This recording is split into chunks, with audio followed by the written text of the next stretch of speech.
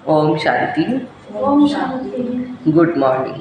Very good morning. आज बाप दादा के 15/10/2024 के अनमोल महावाक्य सुनते हैं। मीठे बच्चे, तुम सबकी आपस में एक मत है। तुम अपने को आत्मा समझ एक बाप को याद करते हो तो सब भूत भाग जाते हैं। प्रश्न, पद्मापदम भाग्यशाली बनने का मुख्य आधार क्या है? उत्तर, जो बाबा सुनाते हैं उस एक एक बात को धारण करने वाले ही पद्मापदम भाग्यशाली बनते हैं। धारण करना है वो पॉइंट। जज करो बाबा क्या कहते हैं और रावण संप्रदाय वाले क्या कहते हैं। बाबा जो नॉलेज देते हैं उसे बुद्धि में रखना। स्वदर्शन चक्रधारी बनना ही पद्मापदम भाग्यशाली बनना है। इस नॉलेज से ही तुम गुणवान बन जाती हो। क्या बनते हैं हम सभी? गुणवान। ओम शांति। रूहानी बाप अंग्रेजी में कहा जाता है स्पिरिचुअल फादर। सतयुग में जब तुम चलेंगे तो वहाँ अंग्रेजी आदि दूसरी कोई भाषा नहीं होगी। तुम जानते हो सतयुग में हमारा राज्य होता है, उसमें हमारी जो भी भाषा होगी वही चलेगी। कौन सी भाषा है हमारी? हिंदी है। फिर बाद में वो भाषा भी बदलती जाती है। अभी अनेक भाषाएं हैं, जैसा जैसा राजा वैसी वैसी उनकी भाषा। अब ये तो सब बच्चे जानते हैं। सब सेंटर पर भी जो बच्चे हैं उनकी है एक मत, अपने को आत्मा समझना है और एक बाप को याद करना है ताकि भूत सब भाग जाए। बाप है पतित पावन, 5 भूतों की प्रवेशता सब में है। आत्मा में ही भूतों की प्रवेशता होती है। फिर इन भूतों अथवा विकारों का नाम लगाया जाता है क्या? देह, अभिमान, काम, क्रोध आदि। ऐसे नहीं कि ईश्वर सर्वव्यापी है। कभी भी कोई कहे ईश्वर सर्वव्यापी है तो कहो आत्माएं सर्वव्यापी है। और इन आत्माओं में 5 विकार भी सर्वव्यापी है। परमात्मा सर्वव्यापी नहीं, आत्माएं सर्वव्यापी है और विकार भी सर्वव्यापी। बाकी ऐसे नहीं परमात्मा सर्व में विराजमान है। परमात्मा में भी 5 भूतों की प्रवेशता कैसे होगी? एक एक बात को अच्छी रीति धारण करने से तुम पद्मापदम भाग्यशाली बनते हो। दुनिया वाले रावण संप्रदाय क्या कहते और बाप क्या कहते, अब जज करो। हर एक के शरीर में आत्मा है। उस आत्मा में 5 विकार प्रवेश है, शरीर में नहीं। आत्मा में 5 विकार प्रवेश है अथवा भूत होते हैं। सतयुग में यह 5 भूत नहीं। नाम ही है डीटी वर्ड, यह है डेविल वर्ड। डेविल कहा जाता है असुर को। कितना दिन और रात का फर्क है। अभी तुम चेंज होते हो, वहाँ तुम्हारे में कोई भी विकार, कोई भी अवगुण नहीं रहता। तुम्हारे में संपूर्ण गुण होते हैं। तुम 16 कला संपूर्ण बनते हो। पहले थे फिर नीचे उतरते हो। इस चक्र का अभी मालूम पड़ा है। 84 का चक्र कैसे फिरता है। हम आत्मा को स्व का दर्शन हुआ है, अर्थात इस चक्र का नॉलेज हुआ है। उठते बैठते चलते तुमको यह नॉलेज बुद्धि में रखनी है। बाप नॉलेज पढ़ाते, यह रूहानी नॉलेज बाप भारत में ही आकर के देते हैं। कहते हैं हमारा भारत, वास्तव में हिंदुस्तान कहना भी रॉन्ग है। हमारे देश का नाम क्या है? भारत है। तुम जानते हो भारत जब स्वर्ग था तो सिर्फ हमारा ही राज्य था और कोई भी धर्म नहीं था। न्यू वर्ल्ड थी, नई दिल्ली कहते हैं ना। दिल्ली का नाम असल दिल्ली नहीं था, परिस्तान कहते थे। अभी तो नई दिल्ली पुरानी दिल्ली कहते हैं। अभी न पुरानी है न नई दिल्ली होगी, परिस्तान कहा जाएगा। दिल्ली को कैपिटल कहते हैं, आज तक वो कैपिटल ही है। ये लक्ष्मी नारायण का राज्य होगा और कुछ भी नहीं होगा, हमारा ही राज्य होगा। अभी तो राज्य नहीं है, इसलिए सिर्फ कहते हैं हमारा भारत देश है। राजाएं तो है नहीं, तो बच्चों की बुद्धि में सारा ज्ञान का चक्र लगाया जाता है। बरोबर पहले पहले इस विश्व में देवी देवताओं का राज्य था और कोई राज्य नहीं था। जमुना का किनारा था, उसको परिस्तान कहा जाता था। देवताओं की कैपिटल दिल्ली ही रही है। देखो, तो सभी को कशिश होती है दिल्ली की, सबसे बड़ी भी है, एकदम सेंटर है ना बीच में। मीठे मीठे बच्चे जानते हैं पाप तो जरूर हुए हैं, पापात्मा बन गए, सत्युग में होते हैं पुण्यात्माएं। बाबा ही आकर के पावन मनाते, जिसकी तुम शिव जयंती मनाते हो। अब जयंती अक्षर तो सबसे लगता है, इसलिए उनको फिर शिवरात्रि कहते हैं। रात्रि का अर्थ तो तुम्हारे सिवाय और कोई नहीं समझते। अच्छे अच्छे विद्वान आदि कोई भी नहीं जानते कि शिवरात्रि क्या है और मनाते कैसे है। बाप ने समझा है रात्रि का अर्थ क्या है। यह जो 5000 वर्ष का चक्र है, उसमें सुख और दुख का खेल है। सुख को कहा जाता दिन और दुख को रात। तो दिन और रात के बीच में आता है संगम। आधा कल्प है सोजरा, आधा कल्प है अंधियारा। भक्ति में तो बहुत ही टिक टिक टिक चलती है। यह है सेकंड की बात, बिल्कुल इजी है, सहज योग। तुमको पहले जाना है मुक्ति धाम, फिर तुम जीवन मुक्ति अथवा जीवन बद्ध में कितना समय रहे, बोलो। जीवन मुक्ति में कितना समय? 2500। जीवन बद्ध में 2500 द्वापर युग से। ये तो तुम बच्चों को याद है, फिर भी घड़ी घड़ी भूल जाते। बाबा समझाते योग अक्षर ठीक है, परंतु उन्हों का है जिस्मानी योग, ये है आत्माओं का परमात्मा के साथ योग। सन्यासी लोग अनेक प्रकार के हठ योग सिखाते, तो मनुष्य पूछते हैं तुम परमात्मा के साथ योग लगाते हो, तुम बच्चों का बाप भी है, टीचर भी है, तो उनसे योग लगाना पड़ता है। टीचर से पढ़ना होता है। बच्चा जन्म लेता है तो पहले बाप से योग होता है ना, मतलब उसकी याद आती है बाप की। फिर बच्चा बड़ा होता है तो टीचर स्कूल में पढ़ने लगता है, फिर गुरु से योग लगाना पड़ता है वानप्रस्थ में। 5 वर्ष के बाद वो टीचर से पढ़ने के लिए जाएगा ना स्कूल में। फिर मुख्य याद रहती है, वो तो अलग अलग होते। यहाँ एक ही बार बाप आकर के बाप भी बनते हैं, टीचर भी बनते हैं। वंडरफुल है, ऐसे बाप को तो जरूर याद करना चाहिए। जन्म जन्मांतर 3 को अलग अलग याद करते आए हो। सतयुग में भी बाप से योग होता है, फिर टीचर से होता है। पढ़ने तो आप जाते हैं ना, बाकी गुरु की वहाँ दरकार नहीं रहती, क्योंकि सब सदगति में है। ये सब बातें याद करने में क्या तकलीफ है, बिल्कुल सहज। इनको कहा जाता है सहज योग, परंतु यह तो कॉमन है, अनकॉमन है। बाप कहते हैं मैं यह टेम्पररी लोन लेता हूँ, सो भी कितना थोड़ा समय लेता हूँ। 60 वर्ष में वानप्रस्थ अवस्था होती है। कहते हैं 60 लगी लाठ, 60 लगी लाठ। इस समय सबको लाठी लगी हुई है, सब वानप्रस्थ निर्वाण धाम में जाएंगे। वो है स्वीट होम स्वीटेस्ट ऑफ। उनके लिए कितनी अथाह भक्ति की है। अभी चक्र फिर कर आए हो, मनुष्यों को ये पता ही नहीं, ऐसे ही गपोड़ा लगा दिया। लाखों वर्ष का चक्र है। लाखों वर्ष की बात हो तो फिर रेस्ट मिल न सके, रेस्ट मिलना ही मुश्किल हो जाए। तुमको रेस्ट मिलती है, उसको कहा जाता है स्वीट साइलेंस होम, परम धाम। इनकॉर्पोरियल वर्ड, यह है स्थूल स्वीट होम, वो है मूल स्वीट होम। आत्मा बिल्कुल छोटा रॉकेट है, इनसे तीखा भागने वाला और कोई नहीं होता। ये तो सबसे तीखा है। 1 सेकंड में शरीर छूटा और भागा। दूसरा शरीर लेता है, तैयार रहता है उसके लिए। ड्रामा अनुसार पूरे टाइम पर उनको जाना है। ड्रामा कितना एक्यूरेट है, उनमें कोई अनएक्यूरेसी नहीं। ये तो तुम बच्चे जानते हो। बाप भी ड्रामा अनुसार बिल्कुल एक्यूरेट टाइम पर आते हैं।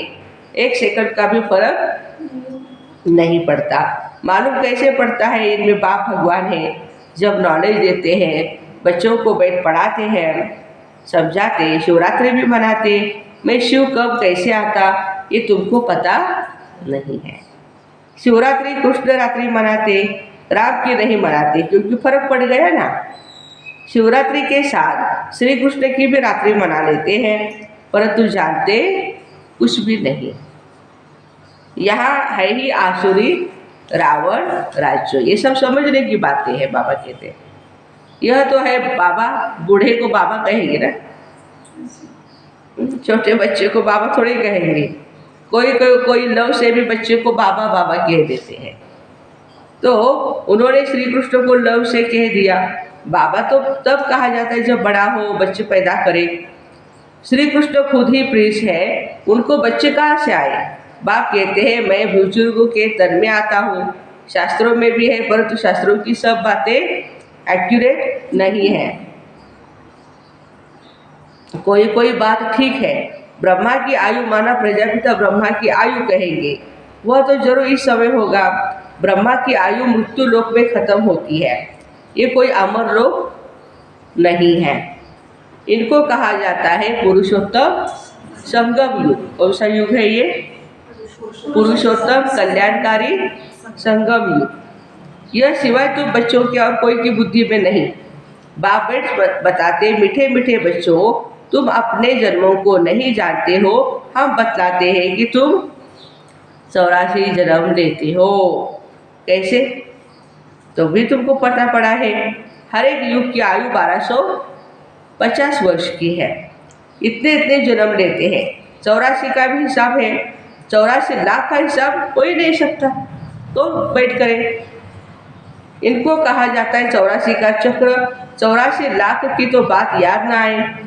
यहाँ कितने अपरंपार दुख है, कैसे दुख देने वाले बच्चे पैदा होते। बाप रे, घर घर में ऐसे बच्चे हैं, बहुत दुख, बहुत तंग करते रहते माँ बाप को। इसको कहा जाता है घोर रौरव नर्क, बिल्कुल छी दुनिया। तुम बच्चे जानते हो अब हम नई दुनिया में जाने के लिए तैयारी कर रहे हैं। पाप कट जाए तो हम पुण्यात्मा बन जाए। अभी कोई पाप नहीं करना है।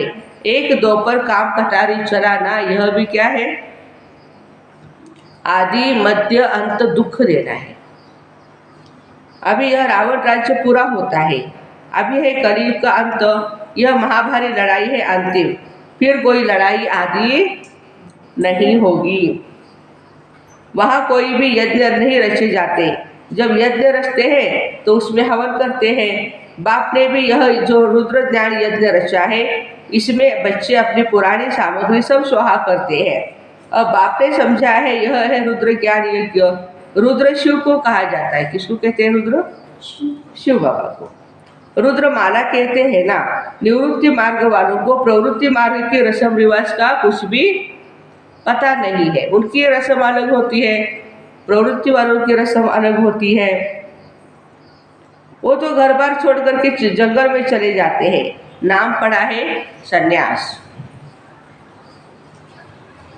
इसका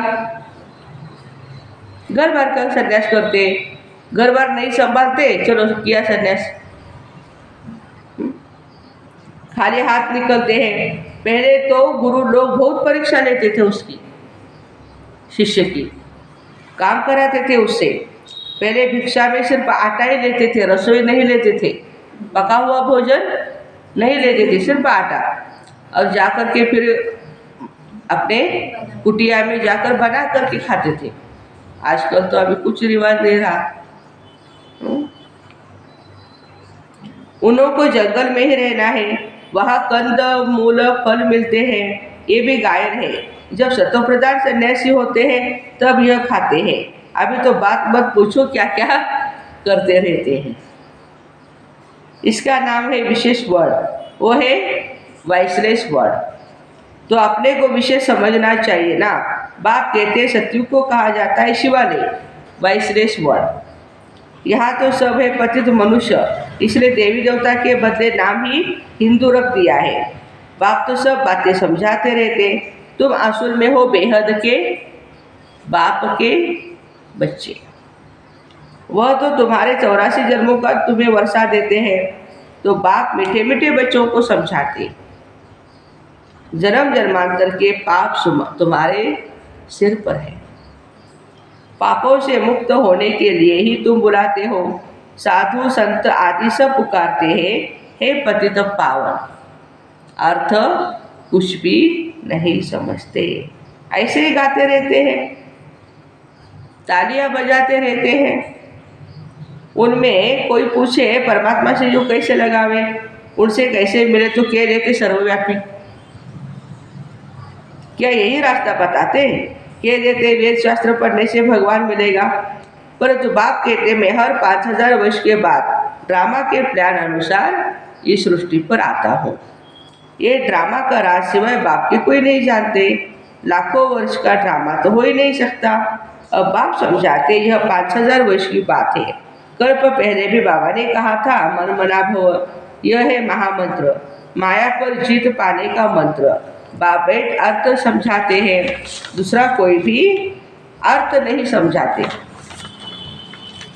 गाया जाता है सर्व का सद्गति दाता एक परमात्मा है, कोई मनुष्य नहीं हो सकता।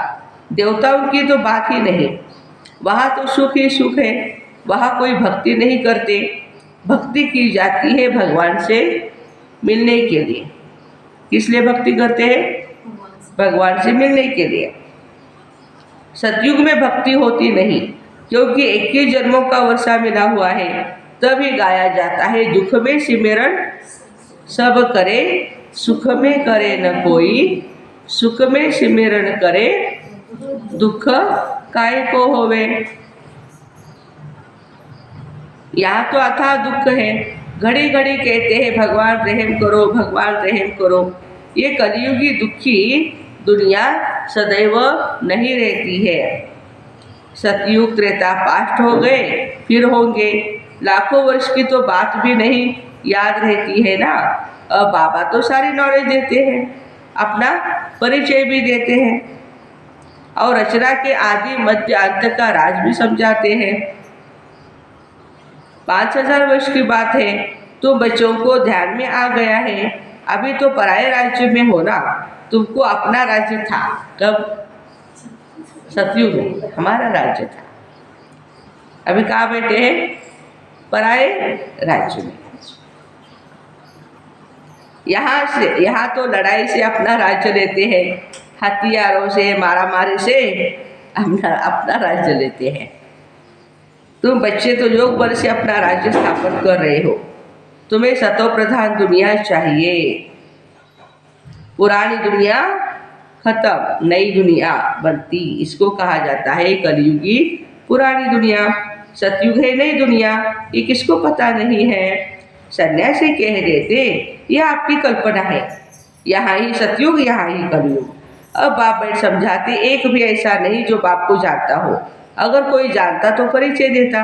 सतयुग त्रेता क्या चीज़ है किसको समझ में थोड़े आता। तो बच्चों को बाप अच्छी रीति समझाते रहते। बाप ही सब कुछ जानते हैं, जानी जाननहार अर्थात नॉलेजफुल है। मनुष्य सृष्टि का बीज रूप है, ज्ञान का सागर है, सुख का सागर है। उनसे ही हमको वर्षा मिलना है। बाबा नॉलेज में आप समान बनाते हैं। अच्छा, मीठे मीठे सिक्के दे बच्चों प्रति माता पिता बाप दादा का याद प्यार और गुड मॉर्निंग। रूहानी बाप की रूहानी बच्चों को नमस्ते।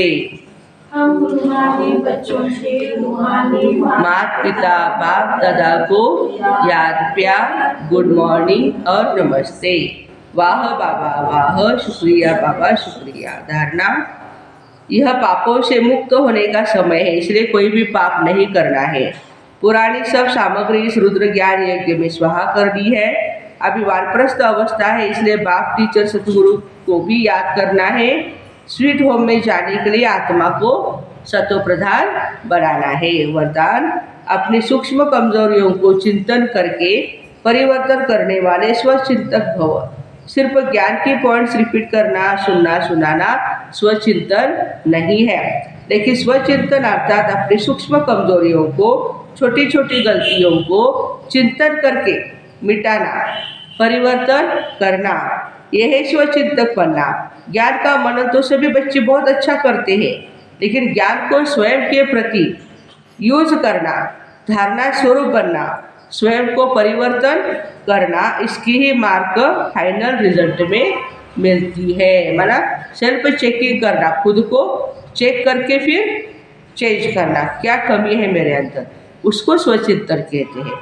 ऐसे नहीं कि मुरली के पॉइंट्स खाली रिपीट किए औरों को सुनाए, नहीं, अपने अंदर उसको भरना है। स्लोगन है, हर समय करण करावन हार बाबा याद रहे तो मैं पन का अभिमान नहीं आ सकता। कौन याद रहे? करण करावनहार बाबा याद रहे तो मैं पन का अभिमान नहीं आ सकता। तो ऐसे सूक्ष्म कमजोरियों को चिंतन करके परिवर्तन करने वाले स्वचिंतक भाई बहनों को ओम शांति। Have a nice day.